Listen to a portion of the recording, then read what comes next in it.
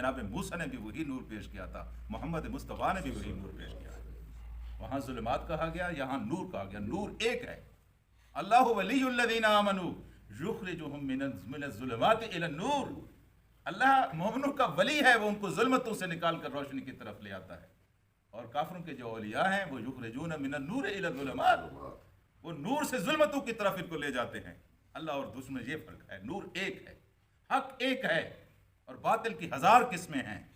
حق ایک ہے، ہمیشہ ایک رہا ہے، حضرت آدم سے لے کر حضرت محمد مصطفیٰ تک نور ایک ہے۔ تو کہا یہ گیا ہے، کیا یہ روشنی اور تاریکی برابر ہوتے ہیں؟ ام جعلوا للہ شرکاء خلقوا کخلقہ فتشابہ الخلق علیہم۔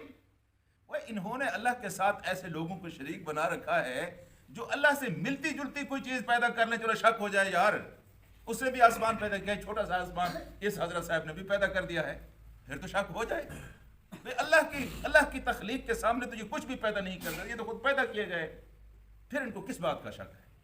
اب لفظی ترجمہ سنیں، اللہ تعالیٰ کیا کہتا ہے، کل ان کو کہہ دیجئے کہ ہم کیا جعلوا انہوں نے بنایا ہے، للہ ہے اللہ کے لیے، شرکا ایسے شریک بنا رکھے ہیں، خلقو جنہوں نے کسی چیز کو پیدا کیا ہے، کخلقہ ہی اس کی پیدائش کی طرح، فتشابہ الخلق علیہم کہ ہمیں چلو شبہ ہو گیا ہے ان کو، یہ بھی اللہ نے پیدا کیا ہے، یہ انہوں نے پیدا کیا ہے، تھوڑی سی ملتی جلتی بات ہے، کوئی ملتی جلتی بات ہی نہیں ہے۔ اللہ نے جو کچھ پیدا کیا ہے، کائنات کی کوئی دوسری ہستی اس طرح پیدا نہیں کر سکتی۔ یہ آپ کی آنکھوں کے اوپر یہ بھویں ہیں، بھووں کے اوپر ایک چھوٹا سا بال بھی ہے نا، جس طرح میرے اللہ نے یہاں نصب کیا ہے، دنیا کی کوئی بڑی سے بڑی سائنس اور ٹیکنالوجی بھی اس طرح نصب نہیں کر سکتی۔ اور بات کو چھوڑو، ہاں جی، تو اس لیے اللہ پاک نے فرمایا قل اللہ خالق کل شیء، کہہ دو کہ ہر چیز کا خالق کون ہے؟ اللہ ہے۔ تو جس چیز کو میں نے پیدا کیا وہ میری ہے، جو گھر میں نے بنایا ہے وہ میرا ہے، جو تحریر میں نے لکھی ہے وہ میری ہے۔ تحریر میں لکھوں اور یہ بھائی صاحب کہیں کہ نہیں یہ میری ہے، ان کو کیا جواز ہے؟ جس چیز میری ہے، جب میری ہے وہ چیز تو اس کا مالک میں ہوں۔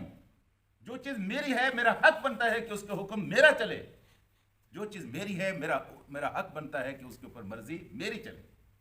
تو یہاں اللہ پاک نے فرمایا قل ان سے کہہ دیجئے خالق کل شیء، ہر چیز کا وہی خالق ہے، ہر چیز کا وہی پیدا کرنے والا ہے۔ جب ہر چیز کا وہی پیدا کرنے والا ہے تو ہر چیز کے اوپر مرضی بھی اسی کی چلنی چاہیے۔ کسی کو شوق ہے نا اپنے سامنے گردنیں جھکوانے کا تو اپنے بندے پیدا کرے نا، کسی کو شوق ہے نا اپنے سامنے ماتھے رگڑوانے کا تو اپنی مخلوق پیدا کرے، شوق سے پھر یہ شوق پورا کر لے۔ جب کوئی پیدا نہیں کر سکتا، پیدا میرے اللہ نے کیا ہے، پھر عقل کا تقاضا بھی یہی ہے کہ گردنیں بھی اسی کے سامنے رکھنی چاہیے۔ پھر جس طرح وہ زندگی کا نقشہ کھینچ کر آپ کے سامنے رکھے، اگر آپ جس طرح باپ کے حلالی بیٹے ہیں تو آپ اپنے باپ کی اطاعت و فرما برداری کرتے ہیں، اس کی بات کو زمین پر نہیں گرنے دیتے۔ اس طرح اگر آپ اپنے اللہ کے حقیقی بندے ہیں تو اپنے رب کی دی ہوئی ہدایات کو زمین پر نہ گرنے دیں۔ یہ آپ کی عزت کا سوال بھی ہے، آپ کی غیرت کا سوال بھی ہے، آپ کی حمیت کا سوال بھی ہے۔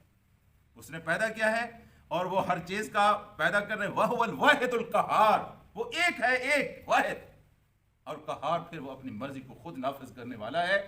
دنیا کے جتنے بادشاہ ہیں ان کی بادشاہیاں لوگوں کے تعاون پر منحصر ہیں۔ لوگ اگر چندے نہ دیں، ٹیکس نہ دیں تو ان کی بادشاہیاں چل ہی نہیں سکتی۔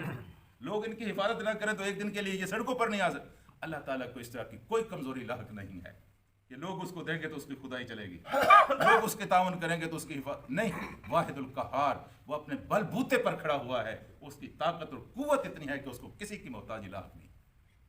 یہ ہے اللہ اور یہ ہے اللہ کی توحید اور یہ ہے قرآن۔ سطر میں جو پیغام آپ کے سامنے آ رہا ہے اس کو آپ سمجھ رہے ہیں، یہی اصل دین ہے۔ اللہ چاہتا ہے کہ ہر طرف میرے ڈنکے بجیں۔ یہ 5 دفعہ جواب سے کہلواتے اللہ اکبر اللہ اکبر اللہ اکبر، نیچے جھکو اللہ اکبر، اوپر اٹھو اللہ اکبر، سجدے میں جاؤ اللہ اکبر، یہ کیا ہے؟ یہ یہی ہے کہ وہ چاہتا ہے کہ ہر دفعہ ہر طرف میری کبریائی کے ڈنکے بجائیں اور ہر طرف میری خدائی کا اعلان ہو اور میرے بندے میرے بن کر رہیں، کسی دوسرے کے بن کر نہ رہیں۔ اللہم صلی علی سیدنا